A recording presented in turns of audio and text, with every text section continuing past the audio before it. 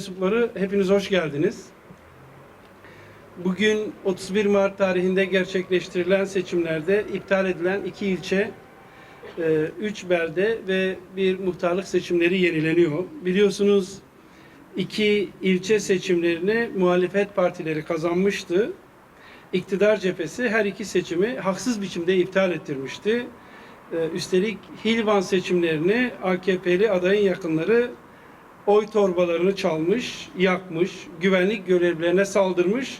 Daha sonra seçim kuruluna başvurarak oy torbaları çalındı, seçimi iptal edin demişti. Seçim kurullarına yapılan bu başvuruyu seçim kurulları biliyorsunuz kabul etti ve seçimler iptal edildi. Oy torbasını çalanların, gasp edenlerin başvurusunu reddetmesi gerekirken maalesef seçimi iptal etti. Gaspçıları bir biçimde ödüllendirdi. Hilvan halkını da adeta cezalandırdı. Hilvan halkı bu seçimi gasp edenlere gerekli cevabı bugün verecektir. Hep birlikte ilerleyen saatlerde bunu göreceğiz.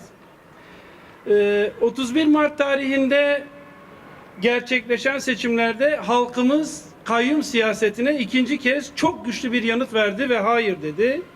Kayyum siyasetini kabul etmediğini, kabul etmeyeceğini bir kez daha gösterdi.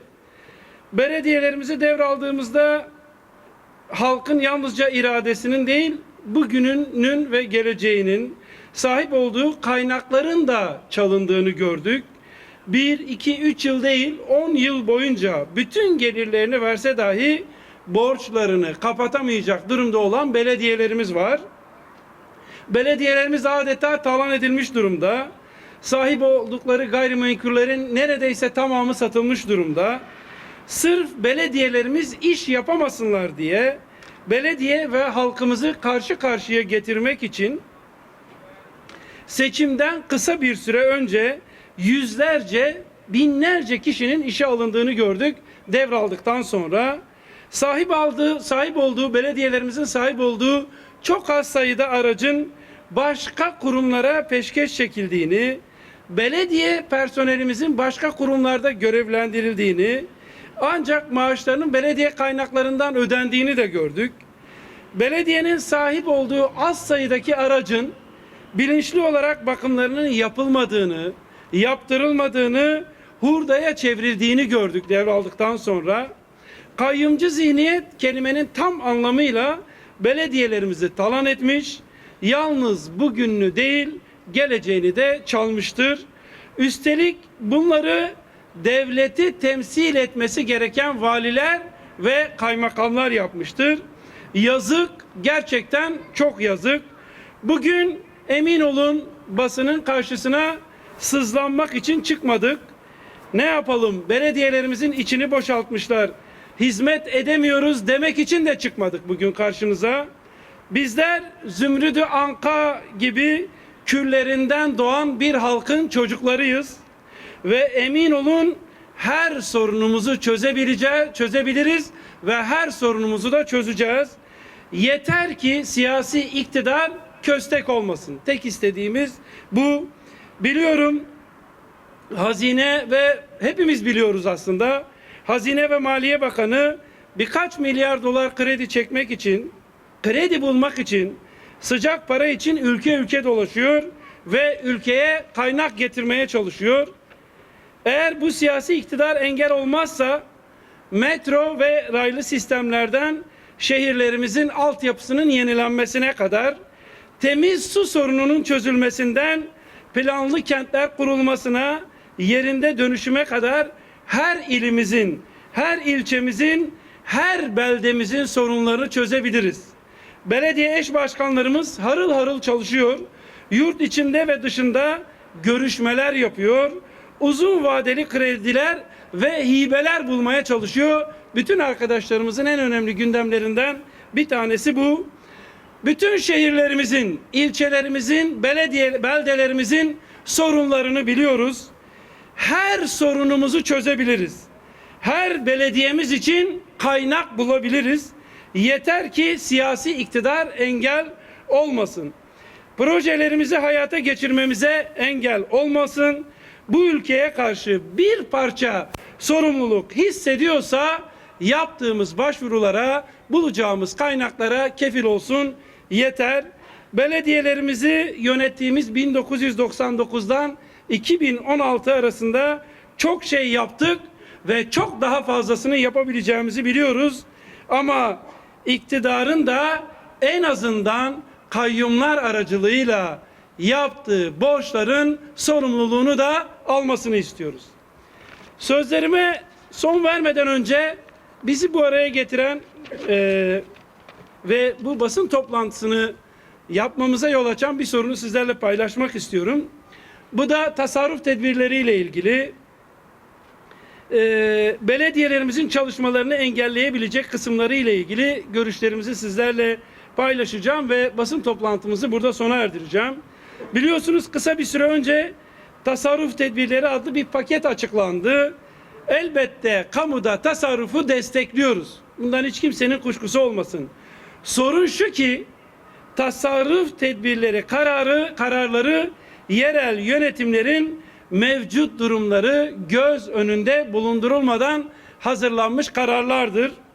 Ve eğer bu kararlar hayata geçirilirse bu 2 aylık süre içerisinde somut olarak gördük, belediyelerimizin hiçbirisine hiçbir iş yaptırılmayacak.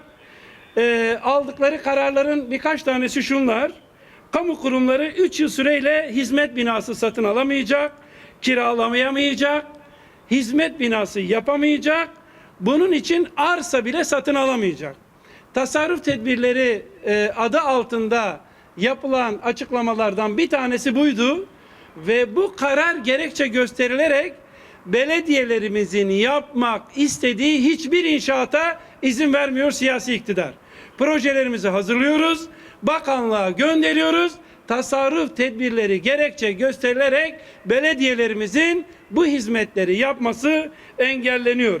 3 yıl süreyle her ne şekilde olursa olsun bu tasarruf tedbirleri kararları uyarınca hiçbir araç satın alınamayacak deniliyor.